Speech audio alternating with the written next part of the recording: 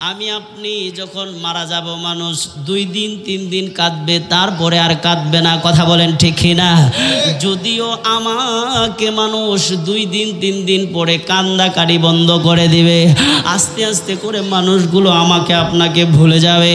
যদিও মানুষ আমার জন্য কান্নাকাটি বন্ধ করে দিবে, কিন্তু আমার নবী, আপনার নবী এমন নবী, এমন উম্মতের দরদ নবী, যেই নবী দুনিয়াতে আইসা উম্মতি উম্মতি বলে কেঁদেছে। 63টা বছর জিন্দিগি উম্মতি উম্মতি বলে কাটিয়েছেন। কবরের জগতে রওজা শরীফে এখনো উম্মতি উম্মতি বলে কাঁদতেছেন। এমনকি হাসরের ময়দানেও উম্মতি উম্মতি বলে কাঁদবেন। যতক্ষণ পর্যন্ত উম্মতদেরকে নাজাত করে জান্নাতবাসী না করবে, ততক্ষণ পর্যন্ত আমার নবী, আপনার নবী পেরেশানিতে থাকবেন। সুবহানাল্লাহ বলে। তো যেই নবী কবরে সারা জীবন আমাদের জন্য কান্না করেছেন, এখনো রওজাতে উম্মতি উম্মতি বলে কাঁদতেছেন, হাসরের ময়দানেও আমাদের জন্য পেরেশান হয়ে থাকবেন, ওই নবীকে দুনিয়াতে ভালোবাসার দরকার আছে না নাই? আরো জোরে বলেন, আছে না নাই? ওই নবী কবরে আসতে পারে কি পারে না? আরো জোরে বলেন, আসতে পারে কি পারে না? অবশ্যই পারে। এই আকীদা পোষণ করতে হবে যে রসুল কবরে আসতে পারে। আজকাল দেখা যায় অনেক বেজাইল্লা মৌলবী বেরিয়েছে, নানান পদের মৌলবী বেরিয়েছে, বলতেছে নবীজি নাকি কবরে আসতে পারে না। নবীকে নিয়ে যে প্রশ্ন করা হবে, এই প্রশ্ন নবীকে নাকি মদিনা থেকে রাইখা, রওজা শরীফে রাইখা নবীকে দেখায় দেখায় প্রশ্ন করবে। নাউজুবিল্লাহ বলেন। আর কিছু আহলে হাদিস আছে, আহলে খবিস, যারা বলতেছে কি যে না, রসুলকে কবরে হাজির করবে না, আরে রসুলের ছবি দেখাইব। নাউজুবিল্লাহ বলেন। আর খারিজির গোষ্ঠীগুলো কইতেছে নবীজিকে কবরে নবীজি আইতে পারবো না, যদি আয়া তাহলে মদিনা তো খালি হয়ে যাবো গা। নাউজুবিল্লাহ কোন।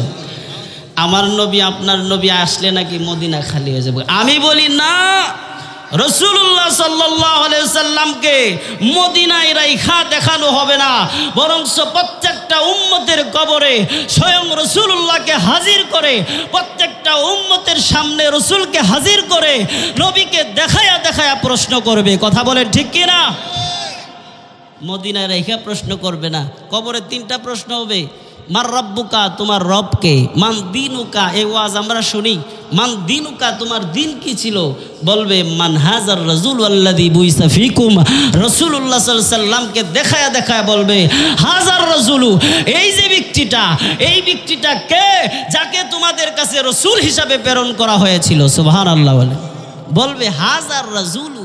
এখানে হাদিস শরীফের মধ্যে হাজার শব্দটি আসছে। হাজার শব্দটি আরবি গ্রামার আর্টিকেলের নিয়ম অনুযায়ী এটা ইসমে ইশারা, কাছের ব্যক্তি বস্তুকে বোঝানোর জন্য, ইশারা বা ইঙ্গিত করার জন্য এই হাজার শব্দটি ব্যবহার হয়। যারা মাদ্রাসায় পড়ছে, যারা মাদ্রাসার স্টুডেন্ট আছে, তারা কথাটা বুঝবে যে হাজা শব্দটি এটা ইসমে ইশারা, কাছের ব্যক্তি বস্তুকে বোঝানোর জন্য বলা হয়। আবার কিছু ইসমে ইশারা আছে জালিকা, এটা দূরের ব্যক্তি বস্তুকে বোঝানোর জন্য, যেমন আল্লাহ বলছে জালিকাল কিতাবুল লা রাইবা ফি, এটা ওই কিতাব, এটা ওই কিতাব, এই কিতাব না ওই কিতাব, মানে এটা লাউহে মাহফুজের কিতাব। সুবহানাল্লাহ বলেন। লাউহে মাহফুজটা কাছে না দূরে? কথা বলতে হবে। অনেক দূরে। কেমন দূরে? আমাদের মাথার উপরে প্রথম আসমান, তার উপরে দ্বিতীয় আসমান, তার উপরে তৃতীয়, চতুর্থ, ষষ্ঠ, সপ্তম, তার উপরে সিদরাতুল মুনতাহা, তার উপরে 70,000 নূরের পর্দা, তার উপরে আল্লাহর আরশ, তার উপরে লাউহে মাহফুজ। সুবহানাল্লাহ। ওই লাউহে মাহফুজের মধ্যে এই কোরআনুল কারীম লিপিবদ্ধ আছে। এই লাউহে মাহফুজটা আল্লাহর আরশের উপরে ঝুলন্ত অবস্থায় আছে। সুবহানাল্লাহ বলেন। এই লাউহে মাহফুজ আল্লাহর আরশের উপরে আছে। তাহলে এই লাউহে মাহফুজটা কাছে না দূরে? অনেক দূরে। এই জন্য আল্লাহ কোরআনকে উল্লেখ করতে গিয়ে বলে নাই হাজাল কিতাব, এটা এই কিতাব, বলছে জালিকাল কিতাব, এটা ওই কিতাব যেটা আল্লাহে মাহফুজের মধ্যে রয়েছে। সুবহানাল্লাহ বলেন। আর আমার নবী আপনার নবীর ব্যাপারে যখন হাদিস শরীফের মধ্যে আসছে রসুলের ব্যাপারে যে প্রশ্ন করা হবে, বলা হবে হামান হাজার রাজুলু, বলবে না জালিকার রাজুলু, নবীরে মদিনার মধ্যে রাইখা রাইখা ওই যে মদিনাতে নবী আছে এই নবীকে, এটা বলবে না, বলবে হাজার রাজুলু, এই ব্যক্তিটা কে যাকে তোমাদের কাছে রসুল হিসাবে প্রেরণ করা হয়েছিল। জোরে বলি সুবহান। এই জন্য তো অতএব বোঝা যায় আমার নবী আপনার নবীকে মদিনায় রাইখা উম্মতকে প্রশ্ন করবে না, অথবা রসুলকে রসুলের ছবি দেখায়া প্রশ্ন করবে না, বরঞ্চ কবরের ভিতরে উম্মতের কাছেই রসুলকে হাজির করে, প্রত্যেকটা উম্মতের কাছে রসুলকে হাজির করে রসুলকে দেখায়া দেখায়া প্রশ্ন করবে। এই বিশ্বাস আমাদের আছে না নেই? এই বিশ্বাস রেখা ওয়াজ শুনলেও কাজে দিবে। এই জন্য যেই নবী কবরে থাকবে, যেই নবী হাসরে থাকবে, এই নবীকে ভালোবাসার দরকার আছে না নাই? আরো জোরে বলতে হবে, আছে না নাই? কেমন ভালোবাসতে হবে? অনেক ভালোবাসতে হবে। কেমন ভালোবাসতে হবে? রসুল হাদিস শরীফে বলছে লা ইউমিনু আহাদুকুম হাত্তা কুনা হাব্বা ইলাইহি মিন ওয়ালিদিহি ওয়া ওয়ালাদিহি ওয়ান নাসি আজমাইন। আল্লাহর নবী বলেন লা ইউমিনু আহাদুকুম, ততক্ষণ পর্যন্ত তোমরা পূর্ণ মুমিন হতে পারবা না যতক্ষণ না পর্যন্ত তুমি তোমার স্ত্রী, পুত্র, ছেলে, মেয়ে, মা, বাবা, ভাই, বারাদাদ, আত্মীয় স্বজন, এমনকি দুনিয়ার সব কিছুর চাইতে, এমনকি তোমার জানের চাইতে বেশি যতক্ষণ পর্যন্ত নবীকে আপন না বানাইবা, যতক্ষণ পর্যন্ত নবীকে প্রিয় না বানাইবা, ততক্ষণ পর্যন্ত তুমি পূর্ণ মুমিন হতে পারবা না। সুবহানাল্লাহ।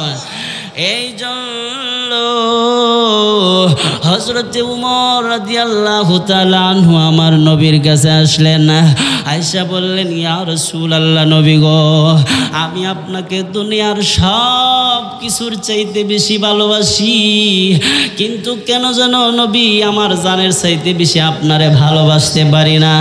আপনার ক্ষেত্রে আমার জানের মায়াটা বেশি মনে হয়, আপনার ভালোবাসার চাইতে আমার জানের মায়াটা আমার কাছে বেশি মনে হয়। আল্লাহর নবী বলেন উমর, এখনো তুমি পূর্ণ মুমিন হতে পারো নাই। সুবহানাল্লাহ বলেন। তখন হযরত উমর রাদিয়াল্লাহু তাআলা আনহু চিন্তা করলেন, হায় রে হায়, যেই নবীর জন্য ওই মক্কার বাড়ি ঘর জায়গা সম্পত্তি সব কিছু ফালায়া হিজরতের সময় নবীর পিছনে পিছনে ফকিরের বেশে খালি হাতে মদিনায় চলে আসছি, যেই নবীর জন্য দুনিয়ার সব কিছু ছেড়ে দিয়েছি, ওই নবীকে যদি আমার জানের চাইতে বেশি ভালো না বাসতে পারি, আমি যদি পূর্ণ ঈমানদার না হতে পারি, তাহলে তো আমার দুনিয়া আখিরাত উভয়টা বরবাদ হয়ে যাবে। কতক্ষণ পরে হযরত উমর রাদিয়াল্লাহু তাআলা আনহু আমার নবী আপনার নবীর কাছে এসে হাজির হয়ে গেলেন। হাজির হয়ে বললেন, ইয়া রাসূলুল্লাহ, নবী গো, এই মুহূর্তে আমি শুধু আমার দুনিয়ার সব কিছুর চাইতে বেশি আপনাকে ভালোবাসি না। ইয়া রাসূলুল্লাহ, নবী গো, এই মুহূর্তে আমি আমার জানের চাইতেও আরো বেশি আপনারে ভালোবাসি। সুবহানাল্লাহ। আল্লাহর নবীর সাহাবী হযরত উমর রাদিয়াল্লাহু তাআলা আনহু বলেন, ইয়া রাসূলুল্লাহ, এই মুহূর্তে আমার জানের চাইতে বেশি আপনাকে ভালোবাসি। এই মুহূর্তে আপনি যদি আমাকে বলেন আমার জীবনটা আপনার কদমে কোরবান করতে রাজি রয়েছি। তখন হযরত উমর যখন এই কথা বললেন, আল্লাহর নবী বললেন, উমর, এতক্ষণে তুমি পূর্ণ কামেলে মুমিন হয়েছো। জোরে বলি সুবহানাল্লাহ। তাহলে বোঝা গেল উমর কেমন ভালোবাসতেন। উমর জানের চাইতেও আরো বেশি নবীকে ভালোবাসতেন। তাহলে বোঝা গেল পূর্ণ মুমিন হতে গেলে নবীকে জানের চাইতে আরো বেশি ভালোবাসতে হবে। কথা বলেন ঠিক কি না? দুনিয়ার সব কিছুর চাইতে নবীকে আপন বানাইতে হবে।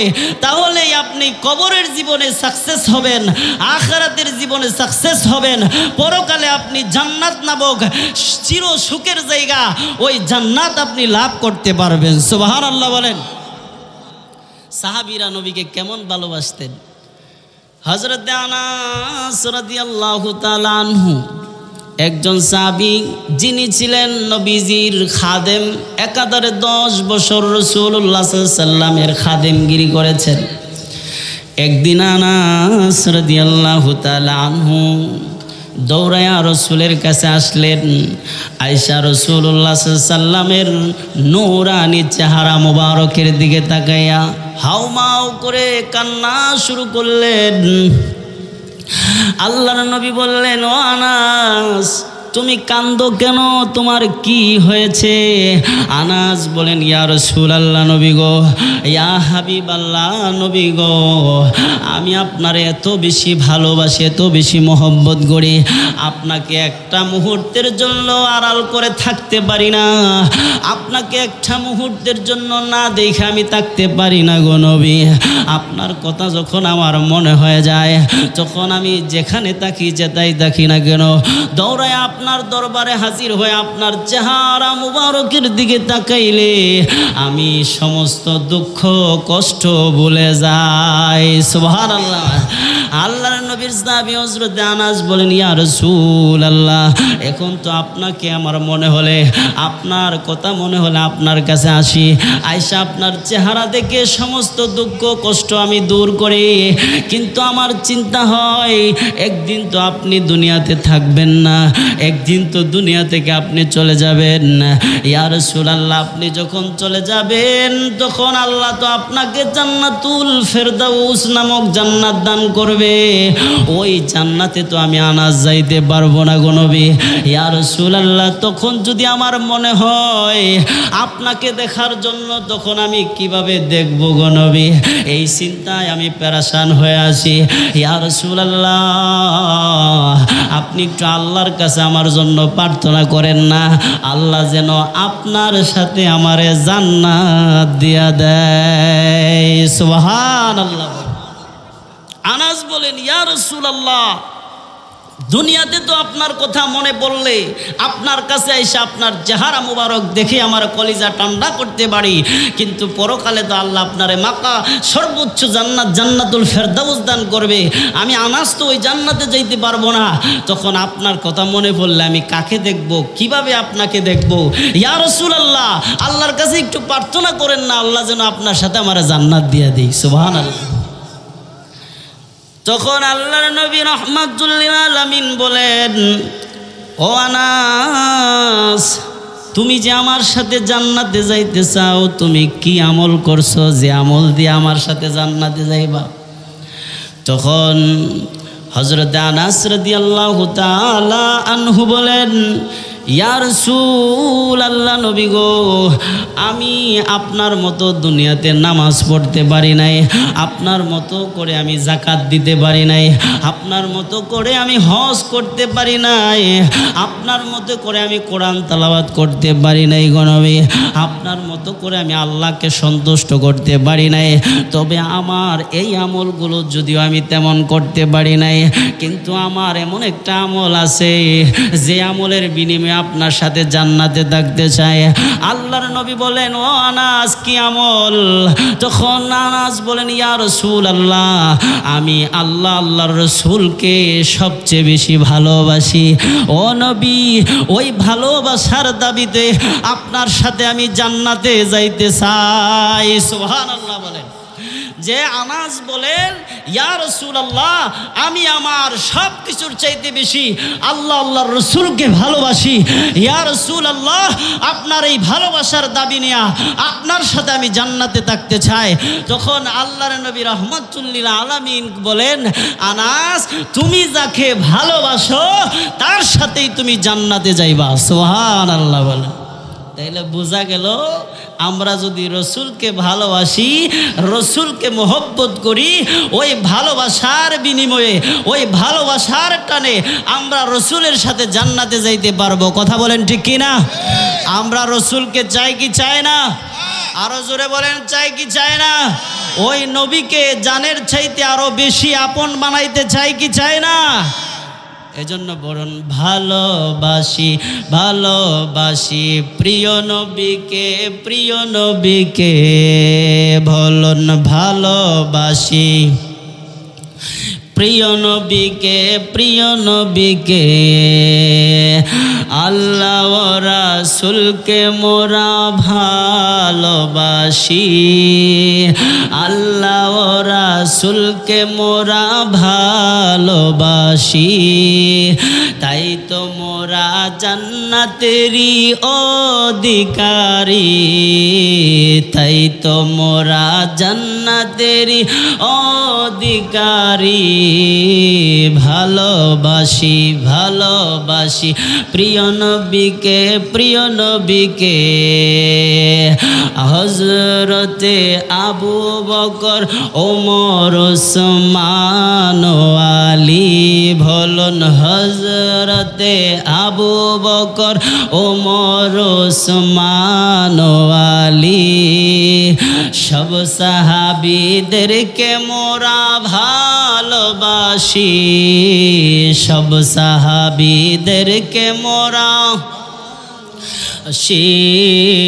ভালোবাসি ভালোবাসি প্রিয় নবীকে, প্রিয় নবীকে।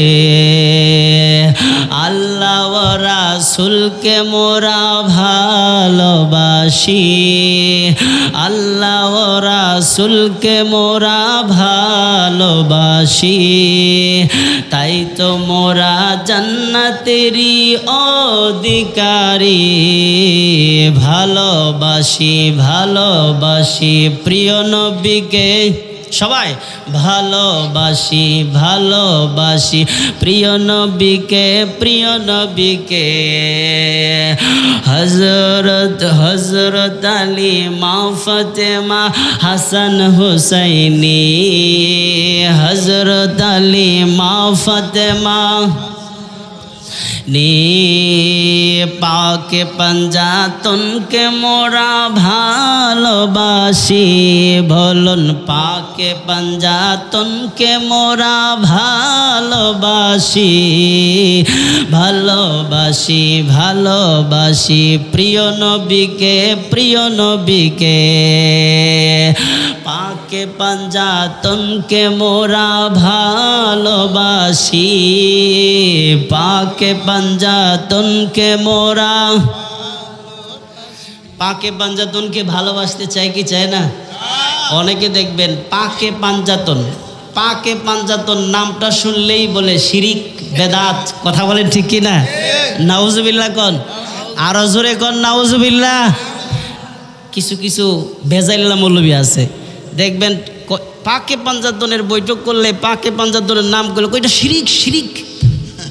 তা আসলে যারা পাকে পঞ্জাতনের নাম শুনে শিরিক বেদাতের ফতোয়া দেয়, আমি বলি পাকে পঞ্জাতন কি আসলে এটা সম্পর্কে তারা জানে না। কথা বলেন ঠিক কি না? পাকে পঞ্জাতন, পাকে পঞ্জাতন শব্দটা একটা ফার্সি শব্দ। এখানে পাক শব্দের অর্থ হচ্ছে পবিত্র, আর তন মানে পাঁচজন। পাকে পঞ্জাতন হচ্ছে পবিত্র পাঁচজন। সুবহানাল্লাহ বলেন। এই পবিত্র পাঁচজন কারা? একজন হচ্ছে হযরতে আলী, আরেকজন হচ্ছে হযরতে মা ফাতেমা, আরেকজন হচ্ছে নবীর দুই নাতি হাসান হুসাইন। সুবহানাল্লাহ বলেন। এই চারজন, আরেকজন হচ্ছে স্বয়ং মুহাম্মদুর রাসূলুল্লাহ সাল্লাল্লাহু আলাইহি ওয়াসাল্লাম। হযরতে আলী, হযরতে মা ফাতেমা রাদিয়াল্লাহু তাআলা আনহা, হাসান হুসাইন, এই চারজন হচ্ছে পবিত্র। এদেরকে আল্লাহ তাআলা স্বয়ং নিজে কোরআনে পবিত্র বলে ঘোষণা করছে। এদের আগে পিছে যত গুনাহ আছে সব গুনাহ মাফ করে গুনাহ থেকে আল্লাহ তাআলা এদেরকে পবিত্র হিসেবে ঘোষণা করেছেন। সুবহানাল্লাহ বলেন। আরেকজন পবিত্র, উনি হচ্ছে মুহাম্মাদুর রাসূলুল্লাহ। আমার নবী আপনার নবীর কোনো গুনাহ আছে? কিছু কিছু মানুষ দেখবেন বলে যে আমরাও মানুষ, নবীও মানুষ, তো মানুষ মাত্রই ভুল, নবীজিরও ভুল হইতে পারে, নাউজুবিল্লাহ বলেন। কিছু কিছু আলে খবিজ বেরিয়েছে দেখবেন, তারা ওভারও ইউটিউব ফেসবুক সোশ্যাল মিডিয়াতে বক্তব্য দিচ্ছে যে আমগো বড় বড় টাইটেল আছে, নবীর বড় টাইটেল ছিল না, নাউজুবিল্লাহ কোন। আমি কই তুমি যে টাইটেল অর্জন করছো কার হাদিস পড়া? হাদিস পড়া টাইটেল অর্জন করেছো, এই হাদিস তো আমার নবীর মুখের বাণী। সুবহানাল্লাহ কোন। আরে আমার নবী যা বলছে, যা করছে, যা করতে বলছে, এগুলোই তো হাদিস। কথা বলেন ঠিক কি না? এই সব কিছু মিলে হাদিস গ্রন্থ। এই হাদিস পড়া তুমি ডিগ্রি অর্জন করে কইতেছো নবীর কোনো ডিগ্রি ছিল না, নাউজুবিল্লাহ কোন। তো এই জন্য এখন এই কথাগুলো শুনবেন, এই যে ওয়াজ, এই ওয়াজগুলো আমরা এই মাহফিলে এসে করতে হয় কেন? কারণ ইমানের বাজারে অনেক বেজাল চলতেছে। অনেক ভালো ভালো কথা বলবে, কথা বলে এমন কিছু বেজাল কথা আপনাকে ঢুকাইয়া দিবে যেগুলো বিশ্বাস করলে আপনার ইমান থাকবে না। এই জন্য নবীজির গুনাহ আছে, এই কথা বিশ্বাস করলে ইমান থাকবে? কারণ আমার নবীর কোনো গুনাহ নাই। আল আম্বিয়া ও মাসুমুন, সমস্ত নবীরা মাসুম। নারায়ে তাকবীর, নারায়ে রিসালাত, আহলে সুন্নাত ওয়াল জামাত, আহলে সুন্নাত ওয়াল জামাত। হযরত মাওলানা মুফতি নাজমুল হোসেন আত-তাহেরি সাহেব এই মাহফিলের পক্ষ থেকে হুজুর উপরে এসো। আচ্ছা ভাই,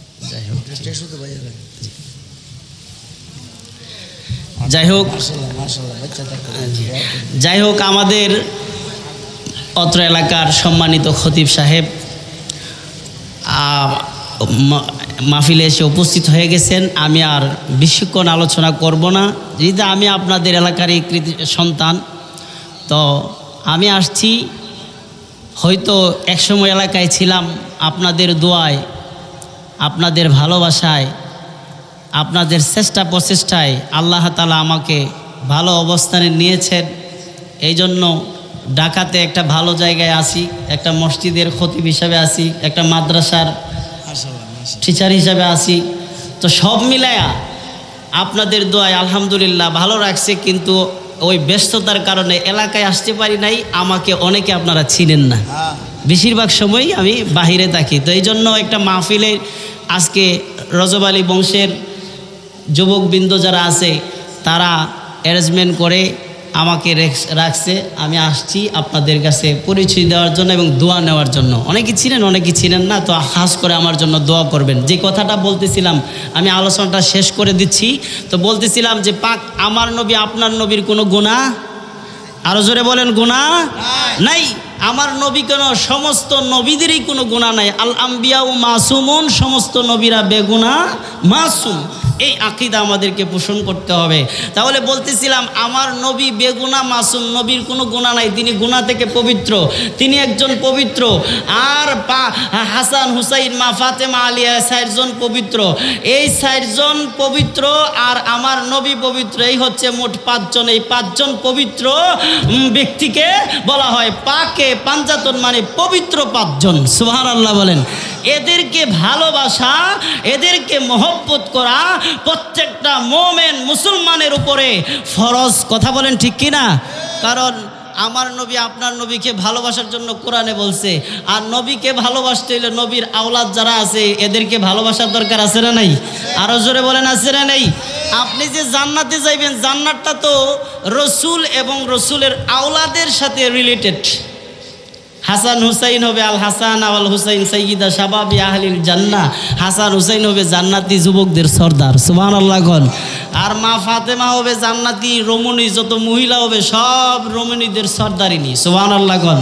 তাহলে জান্নাতের সর্দার, জান্নাতটা তো জান্নাতে যারা সর্দারি করবে এটা তো আমার নবীর আওলাদ। কথা বলেন ঠিক কি না? চাইলে আমার নবী আল্লাহ তাআলা জান্নাত বানাইছে, জান্নাত বানায়া আমার নবীকে জান্নাতের মালিক বানায়া দিছে। সুবহানাল্লাহ বলেন। তাহলে আল্লাহর দেওয়া প্রাপ্ত জান্নাতের মালিক কে? আমার নবী। আর নবী জান্নাতের মালিক, আর এই জান্নাতের সর্দার সর্দারিনী হবে নবীর আওলাদগণ। কথা বলেন ঠিক কি না? তাহলে আমরা যদি রসুলকে ভালোবাসতে পারি, আমরা যদি রসুলের আওলাদ হাসান হুসাইন মা ফাতেমা আলী রসুলের এই পরিবারদেরকে আমরা ভালোবাসি, তাহলে আমরা নিশ্চিত বলতে পারবো আল্লাহ তাআলা তাদের উসিলায় আমাদেরকে জান্নাত দিতে পারে কি পারে না? আরো জোরে বলেন, পারে কি পারে না? যদি হাসান হুসাইন জান্নাতের সর্দার থাকে, আমরা আজকে যারা তাদের মহব্বতের মাহফিলে বসেছি, আমরা যদি কোনো কারো জাহান্নামে হয়ে যায়, এরা কি জান্নাতের সর্দার হয়ে বয়ে থাকবো? আরে ওরা তো দুনিয়াতে আমার প্রেমিকা ছিল, আল্লাহর কাছে সুপারিশ করে আমাদেরকে জান্নাত নিয়ে যাবে। কথা বলেন ঠিক কি না? এই জন্য নবীজির মহব্বত আমাদের অন্তরের মধ্যে থাকতে হবে, এবং রসুলের আওলাদদের ভালোবাসা মহব্বত আমাদের অন্তরের মধ্যে রাখতে হবে। যদি রাখতে পারি, এই বিশ্বাস এই আকীদা নিয়ে যদি আমরা মরতে পারি, তারপরে যদি আমরা আমল করি, এই আমলগুলো হবে খাটিয়ে শোনায় সোহাগা। কথা বলেন ঠিক কি না? আর রসুলের প্রতি এরকম কুফরিমূলক আকীদা রাইখা, হ্যাঁ, আর রসুলের আওলাদদের প্রতি বিদ্বেষপূর্ণ সূত্রতা রাইখা হাজার নামাজ রোজা হজ যাকাত করবেন, গাঠি পরা আমল করতে পারবেন, এই আমলে নাজাত পাবেন না। কথা বলেন ঠিক কি না? শয়তানের বহুত আমল আছিল। 9.5 লক্ষ বছর ইবাদত করছে। কয় লক্ষ বছর? 9.5 লক্ষ বছর ইবাদত করছে। 9.5 লক্ষ বছর ইবাদত করেও তো চিরস্থায়ী জাহান্নামী, জান্নাত দিতে পারে না। পৃথিবীর এমন কোনো জায়গা নাই যেখানে সে সেজদা করে নাই। তাইলে এবাদত দিয়া যদি জান্নাত দিতে হইতো, তাহলে শয়তান সবার আগে জান্নাতে যাবে। কথা বলেন ঠিক কি না? এই জন্য ইবাদত দিয়া জান্নাতে যাওয়া যাবে না। আমার নবী, আপনার নবী, হুব্বে রসুল, নবীর মহব্বত এবং রসুলের আওলাদদের মহব্বত ভালোবাসা যদি অন্তরে থাকে, তারপরে যদি ইবাদত আপনার থাকে, এই ইবাদত হবে নাজাতের উসিলা। কথা বলেন ঠিক কি না? আল্লাহ পাক আমাদের সকলকে বুঝদান করুক, বলুন আমিন। আজকে রজব আলী বংশের যে যুবকরা এই সুন্দর মাহফিলের আয়োজন করেছে, আমরা তাদের জন্য দোয়া করব। আল্লাহ পাক যেন তাদের পরিশ্রমকে কবুল করে এই মাহফিলের উসিলায় তাদেরকে যেন জান্নাতি যুবক বানায়া দেয়। সবাই বলি আমিন। এবং এই বংশের যত মানুষ আছে, কবরে আছে, তাদের জন্য আমরা দোয়া করব, আল্লাহ যেন তাদেরকে কবরবাসীদেরকে জান্নাতবাসী করে। সবাই বলে আমিন। আমি আমার সংক্ষিপ্ত আলোচনা শেষ করে দিলাম। ওয়া আখির দাওয়ানা আলহামদুলিল্লাহি রাব্বিল আলামিন। আসসালামু আলাইকুম ওয়া রাহমাতুল্লাহি ওয়া বারাকাতুহু।